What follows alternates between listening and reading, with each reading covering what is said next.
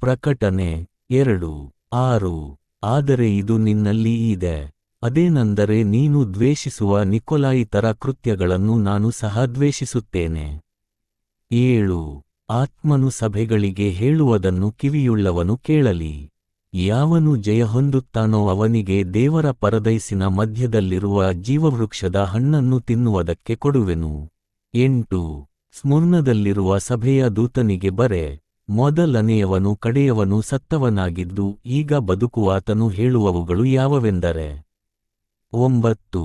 ನಾನು ನಿನ್ನ ಕೃತ್ಯಗಳನ್ನು ಸಂಕಟವನ್ನು ಬಡತನವನ್ನು ಬಲ್ಲೆನು, ಆದರೂ ನೀನು ಐಶ್ವರ್ಯವಂತನೆ.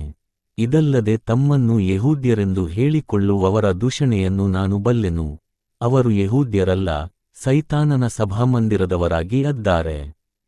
10. ನಿನ್ನನ್ನು ಸಂಕಟಪಡಿಸುವವುಗಳಲ್ಲಿ ಯಾವುದಕ್ಕೂ ಹೆದರಬೇಡ. ಇಗೋ, ನೀವು ಶೋಧಿಸಲ್ಪಡುವಂತೆ ಸೈತಾನನು ನಿಮ್ಮಲ್ಲಿ ಕೆಲವರನ್ನು ಸೆರೆಮನೆಯೊಳಗೆ ಹಾಕುವನು.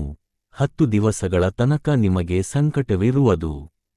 ನೀನು ಸಾಯಬೇಕಾದರೂ ನಂಬಿಗಸ್ತನಾಗಿರು, ನಾನು ನಿನಗೆ